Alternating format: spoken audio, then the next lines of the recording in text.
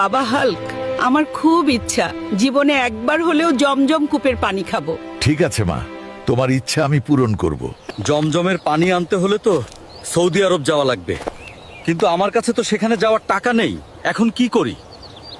যেভাবেই হোক মায়ের ইচ্ছা পূরণ করতে হবে, আর সেই ইচ্ছা আমি হালাল পথে ইনকাম করেই পূরণ করব ইনশাআল্লাহ।